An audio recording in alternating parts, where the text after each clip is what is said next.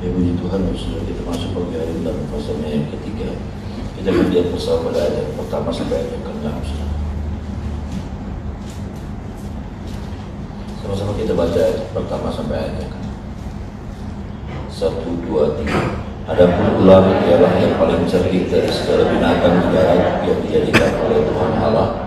Ular itu berkata kepada perempuan itu, "Itulah Allah berfirman, semua pohon dalam taman ini jangan kamu makan buahnya, bukan?" Lalu satu perempuan itu kepada ular itu, "Buah pohon dalam taman ini boleh kami makan, tetapi tentang buah pohon yang ada di tengah taman, Allah berfirman, jangan kamu makan ataupun meraba buah, nanti kamu mati." Tetapi ular itu berkata kepada perempuan, "Sekali-kali kamu tidak akan mati, tetapi Allah mengetahui bahwa pada waktu kamu makannya, kamu akan terbuka, kamu akan menjadi seperti Allah, tahu tentang yang baik dan yang jahat." Perempuan itu melihat bahwa itu baik untuk dimakan dan sedap kelihatannya, lagi pula pohon itu menarik hati karena memberi pengertian. Lalu ia mengambil dari buahnya dan dimakannya dan diberikannya juga kepada suaminya bersama-sama dengan dia. Suaminya pun memakannya. Tuhan, saudara, dalam pasal yang ketiga kita melihat cerita tentang manusia jatuh dalam dosa. Adam dan Hawa pada akhirnya gagal untuk mematuhi perintah Tuhan untuk tidak memakan buah pengetahuan pohon yang baik dan yang jahat. Kalau saudara melihat dalam ayat-ayat ini, Bapak Ibu Saudara, maka kita melihat kembali penyebabnya adalah yang saya mau katakan keserakahan yang kemarin kita lihat, saudara. Ya. Keserakahanlah yang membuat manusia jatuh dalam dosa. Tetapi kalau kita melihat, saudaraku, goal daripada keserakahan, ya saudara, keserakahan itu punya goal, keserakahan itu punya target, ya saudara. Keserakahan itu punya target apa, saudara? Mau lebih daripada yang lain. Itulah keserakahan. Keserakahan itu bukan tentang kita bisa mendapatkan apa yang kita inginkan. Kalau itu, saudaraku, maka orang bekerja, orang berusaha, bukankah itu juga tujuannya supaya kita bisa mendapatkan apa yang kita inginkan? Betul kan, saudara? Saudara kerja nih, ya, saudara kerja, saudara berdagang, bukankah hasilnya itu supaya tujuannya supaya apa yang saudara dapatkan bisa dipakai untuk bisa mendapatkan apa yang saudara inginkan dalam hidup ini. Uang yang didapat, keuntungan yang didapat, bisa beli mobil, bisa beli rumah, bisa beli segala macam. Maka itu sesuatu yang wajar, saudara. Ya, keserakahan itu bukan tentang mau dapetin apa yang diinginkan, bukan. Tetapi keserakahan itu lebih kepada goalnya, saudara. Kalau orang serakah, dia nggak berhenti sampai di situ, tapi dia punya goal yang lebih lagi. Apa itu, saudara? Dia pengen lebih daripada yang lain. Makanya kalau saudara melihat, saudaraku, dalam ayat yang kelima, saudaraku, ya, ayat yang kelima, tetapi ayat yang keenam, saudaraku, perempuan itu melihat bahwa buah pohon itu baik untuk dimakan dan sedap kelihatannya, lagi pula pohon itu menarik hati karena memberi pengertian. Lalu ia mengambil dari buahnya dan dimakannya dan diberikannya juga kepada suaminya yang bersama-sama dengan dia, dan suaminya pun memakannya. Kalau saudara memperhatikan, ada pemicu daripada ayat yang ke-6 itu. Kenapa kemudian ada sebuah dorongan yang kuat yang pada akhirnya Hawa memetik buah pohon pengetahuan baik dan jahat. Ada sesuatu yang menarik hatinya. Dari apa? Dari obrolan dia dengan ular. Ya, perbincangan ayat pertama, ayat yang kedua, ayat yang ketiga kurang menarik. Tetapi ketika Hawa mendengar satu kalimat, satu ungkapan, satu tawaran yang disampaikan oleh ular kepada Hawa, saudaraku, maka ini menarik hatinya. Apa itu, saudaraku? Ya, ayat 4, ayat yang kelima sama-sama kita baca ayat ini. Ayat 4 dan ayat yang kelima sama-sama kita baca. 1, 2, 3. Tetapi ular itu berkata kepada perempuan, sekali-kali kamu tidak akan mati. Tetapi Allah mengetahui bahwa pada waktu kamu memakannya, matamu akan terbuka dan kamu akan menjadi seperti Allah, tahu tentang yang baik. Ini pemicunya. Mau jadi seperti siapa, saudara? Allah. Mau jadi seperti Allah. Dia nggak mau, dia nggak puas dengan apa yang ada saat ini. Dia nggak puas dengan keberadaan yang dia pengen jadi seperti Allah. Makanya ketika iblis bilang, kamu tuh sebetulnya nggak boleh makan buah itu, karena Allah tahu pada waktu kamu memakannya, kamu akan jadi sama seperti Allah. Nah itu saudara, itu yang membuat Hawa nggak tahan. Apa itu? Keinginan untuk menjadi seperti Allah. Memiliki kekuatan, memiliki daya cipta, memiliki kehebatan, memiliki apa yang ada pada.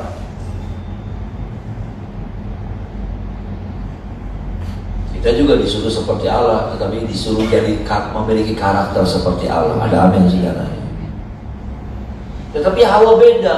Hawa pengen jadi seperti Allah, ya setara dengan Allah. Tidak di bawahnya Allah, tetapi setara dengan. Ini yang namanya keserakahan. Goal keserakahan itu kesombongan. Goal keserakahan itu pengen lebih daripada yang lain.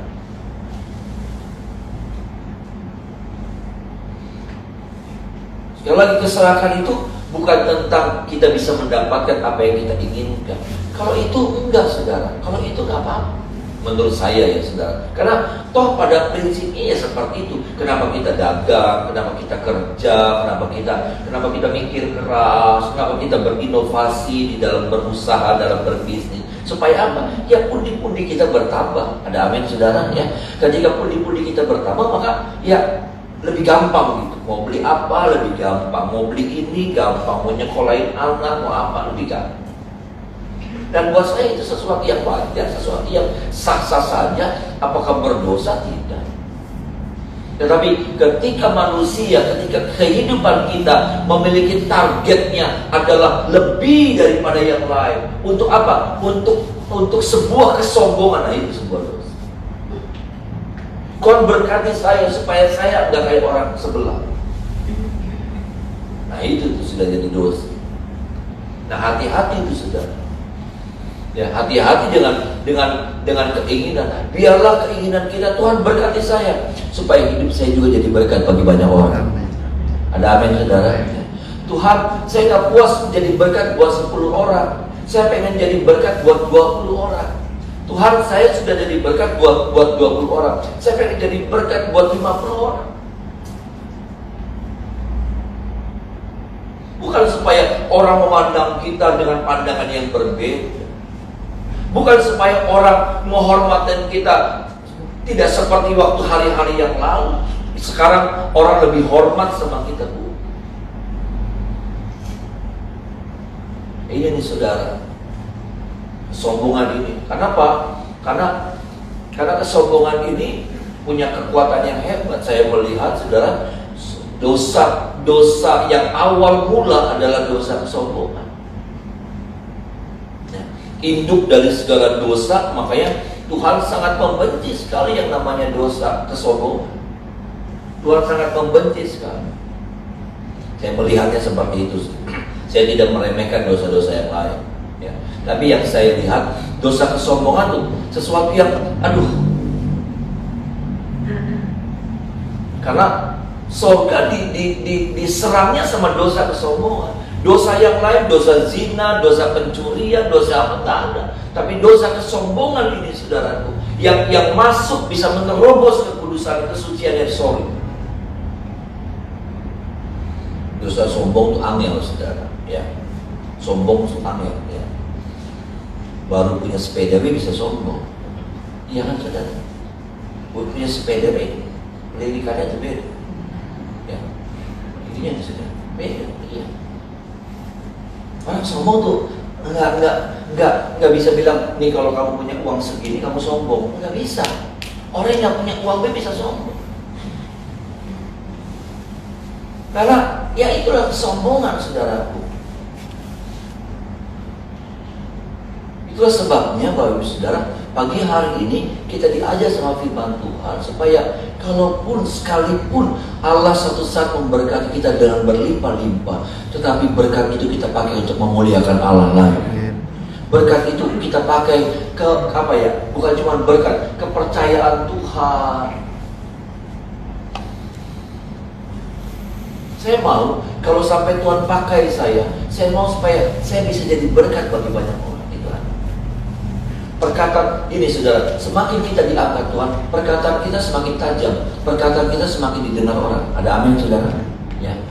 Kalau kita semakin diangkat sama Tuhan saudara, ya, semakin kita dimuliakan, perkataan kita tuh semakin dicari sama orang, semakin didengar sama orang. Tapi coba kalau kita kalau kita jadi orang-orang biasa, perkataan kita biasa. Buat orang di sekitar kita, perkataan kita tuh ya biasa aja. Nggak punya bobot. Coba kalau kita diangkat sama Tuhan, kalau kita dimuliakan, dan kita rindu kita diangkat sama Tuhan, amin saudara. Supaya apa? Perkataan kita ini punya mutu, perkataan kita ini punya kekuatan, punya bobot. Waktu saudara ngomong sama tetangga, waktu saudara ngomong sama orang, punya bobot. Nasihat saudara tuh didengar sama orang. Dan saya rindu seperti ini.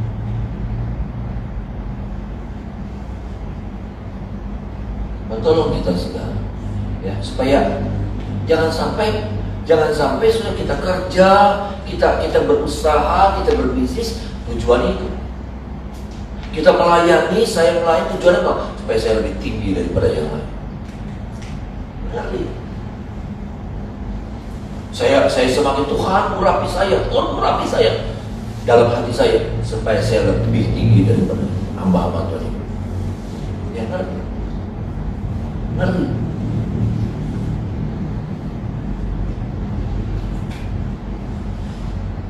Lebih baik Tuhan gak pernah kabulkan doa kita seperti itu, karena doa kita itu akan membunuh kita sendiri. Iya saudara, doa kita yang seperti itu kalau sampai Tuhan kabulkan, saudara ngeri. Bisa saja Tuhan kabulkan, tapi ngeri akibat. Mengerikan buat siapa? Buat saya dan buat orang-orang di sekitar saya.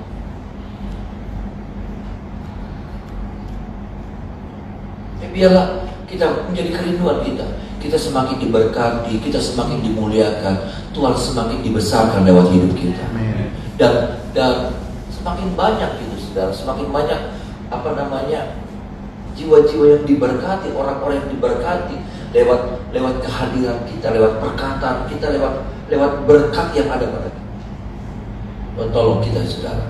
Bagian yang kedua, bagian yang terakhir, kalau saudara melihat dari ayat-ayat ini, ayat yang ke-6, sekali lagi kita baca ayat yang ke-6, saudara.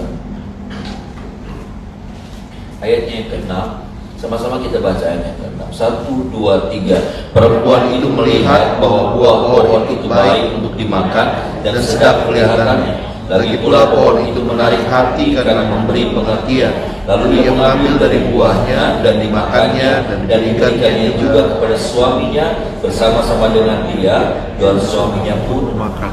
Nih saudara, kalau saudara melihat dari ayat yang pertama sampai ayat yang ke-6, Adam nggak berbuat apa-apa loh.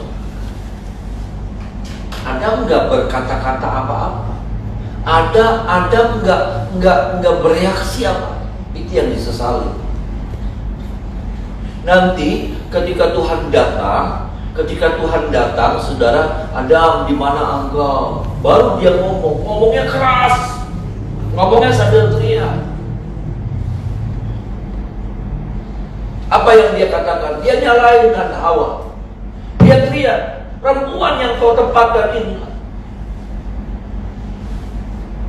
Tapi pada waktu terjadi, harusnya itu situasi yang krusial, itu situasi yang gawat, itu situasi yang dimana Adam harusnya bertindak, Adam harusnya melakukan sesuatu, tapi dia tidak melakukan.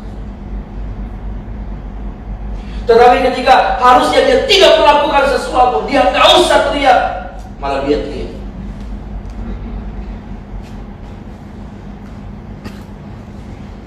Ayat yang pertama sampai ayat yang ke-6, kalau saja Adam berbuat sesuatu, bertindak sesuatu, bereaksi sesuatu, ceritanya bisa beda. Menurut saudara begitu nggak? Iya kan saudara? Kalau sampai Adam bilang, wah, pandang, wah, yuk lunga, wah, benar jiwa, beli benar. Kalau sampai saat itu Adam melakukan sesuatu, pegang tangan istrinya, mungkin dia nggak berkata-kata, tapi dia bahasa Yunani-nya diremet, tangannya ada diremet. Maksudnya kasih kode gitu. Atau dia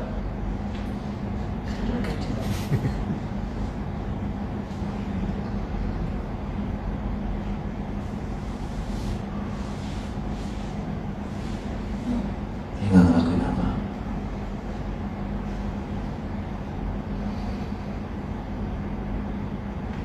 Ya dia nggak mau ambil resiko.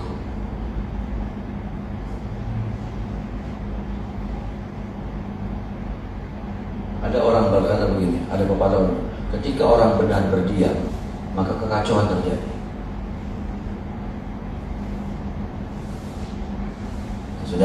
Saudara mau bersiap seperti apa? Saya tidak bilang saudara mesti ngoceh terus. Saya tidak bilang saudara ngomel terus. Paling tidak ada sebuah tindakan yang saudara harus lakukan.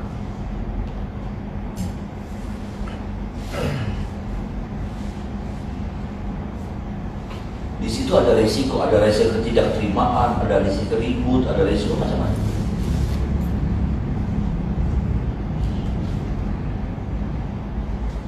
Ada resiko. Tapi paling tidak, saudara, kata-kata kita, reaksi kita, paling tidak punya pengaruh besar. Ada amin, saudara. Paling tidak pada waktu itu berbuat sesuatu, paling tidak Hawa ada di ingat. Ini Hawa ini sudah kejerat, saudara. Hawa itu sudah kejerat, ngobrol.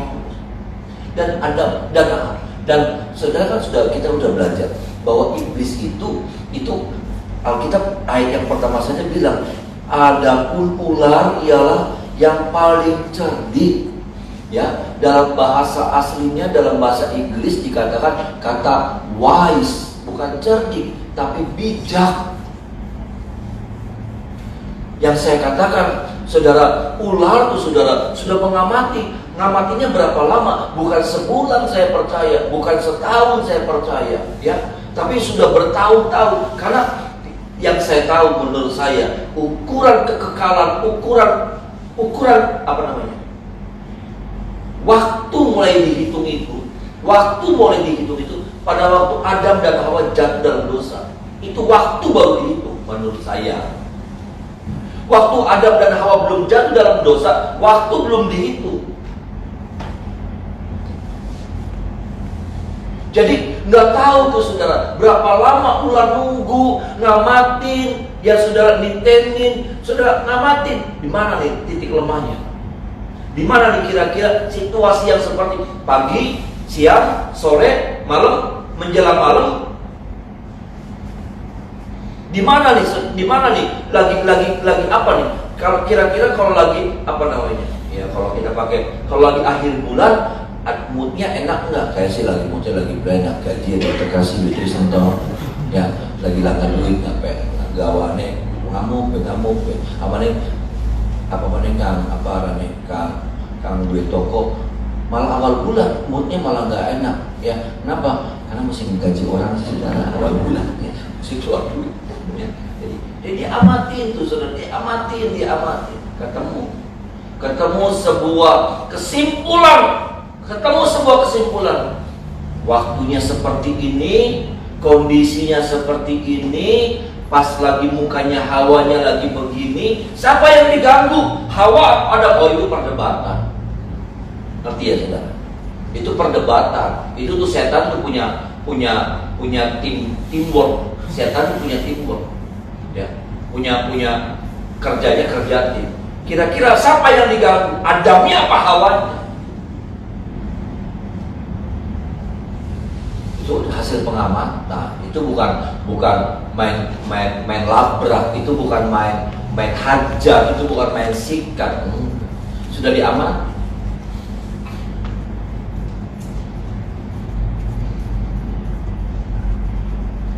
Kiranya kita juga begitu, saudara. Kalau mau lakuin sesuatu, mesti diamati dan dipelajari. Ada amin, saudara. Kalau saudara mau negur suami, yang saya katakan, kalau saudara mau negur istri, kalau saudara mau negur anak, ya, kalau mau negur anak, mesti lihat. Dia main langsung sikat. Pas di sini sudah meluap, di sini sudah nggak tahan, bro. Iya, saudara puas, tapi hasilnya nggak ada.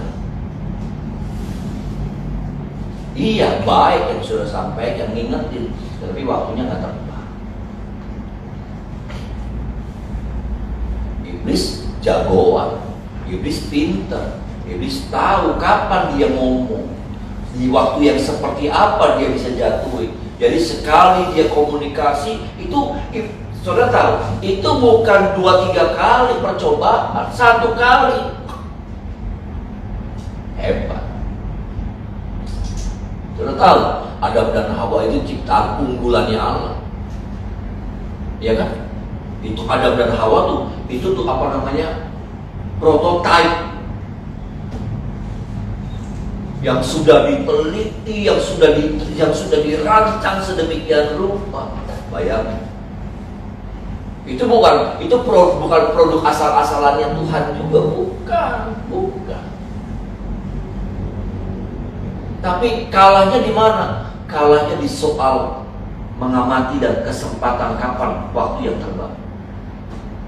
Makanya saya mau bilang, Tuhan selalu bekerja dengan waktu yang terbaik. Ada amin, saudara? Iya. Tuhan menolong saya dan saudara dengan waktu yang terbaik. Pas gitu. Pas. Dan ini yang kita lihat. Ya, kita kembali kepada topik kita, saudara. Adam nggak ngelakuin apa-apa.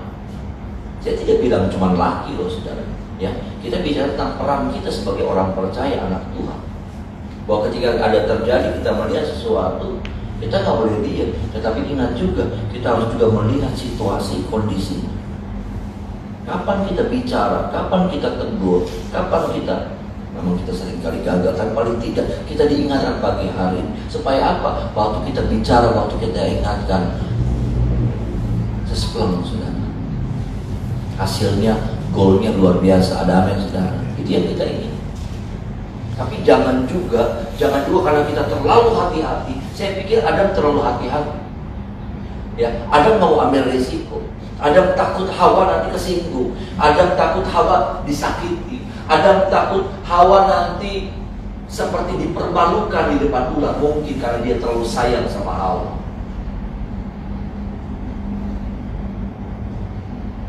Dia nggak mau gores hatinya Hawa. Ya, ada yang seperti itu, nggak mau nyakiti, udah apa-apa semua dituruti. Saking sayangnya sama istri, saking sayangnya sama anak, saking sayangnya sama suami, kami dituruti, kami. Ya. Saya sayang banget sama anak saya, tapi waktunya saya ngomong, waktunya saya marah.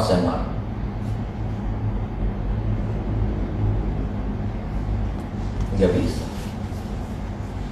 Apa kita sedang mencelakakan mereka ketika kita berdiam?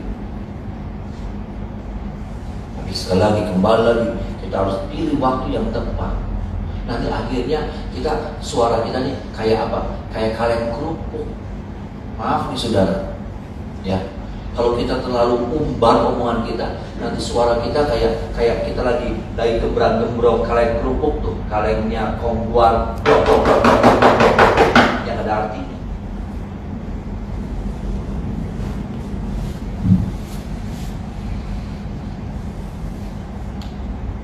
Kalau kita, ya saudara, kita nggak boleh berdiam, kita nggak boleh pasif.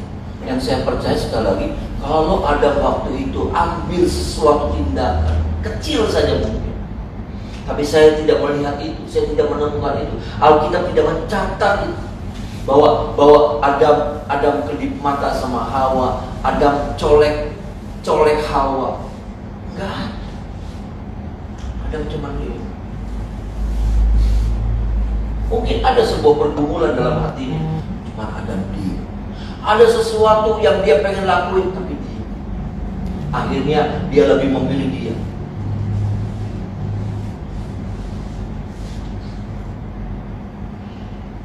Anak saudara nggak ibadah, saudara ini Islam, biskuit mohon dewe sadar dewe. Biar Tuhan nanti yang ingatkan, nggak bisa. Suami nggak ibadah, istri nggak ibadah, biarlah nanti biar Tuhan yang ingatkan, nggak bisa.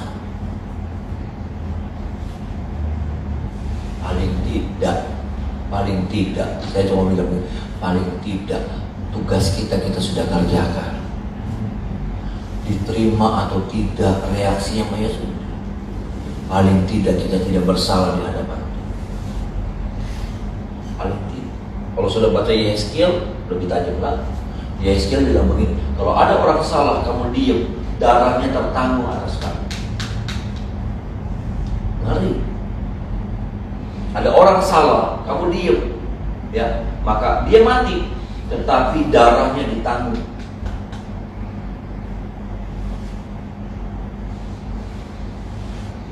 Tolong kita ya saudara. Ini pelajaran sehari-hari. Ya, ini pelajaran sehari-hari yang seperti itu terjadi, sering kita alami. Itu hal saja.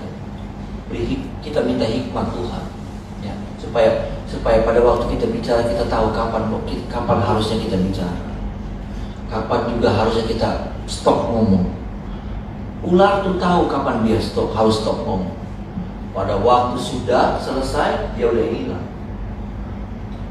Pada waktu Hawa nih saudara, pada waktu Hawa sudah terpincut, ya, sudah kepincut sama omongannya ular sudah nggak ada lagi. Ya, dia sudah kepincut, dia sudah mikir dalam hatinya, pikirannya, dan pada waktu dia udah mau bertindak ambil, ular udah ngilang. Dia tahu kapan dia mesti pergi. Dia nggak tongkrongin terus. Dia nggak ngasih terus begini. Ayo wah, ayo sok pinter, wah, sok pinter. Enggak. Sok pinter wah, sok dipegang tuh kan, pinter kan, ya bagus tuh. Enggak. Ya udah. Karena mungkin saja pada waktu dia sok wah malam wow. Hawa curiga. Udah ada semua saudara. Ya, mungkin Hawa jadi curiga, kayak ada apa sih? Tolong kita ya saudara. Ya, kita juga berhadapan dengan banyak hal-hal yang seperti itu. Seringkali kita harus berkata-kata, kita harus ingati. Tuhan mampukan kita untuk kita bisa melakukan apa yang seharusnya kita buat dalam hidup ini sebagai orang-orang benar, sebagai orang-orang yang percaya di dalam Tuhan. Mari kita menyembah Tuhan.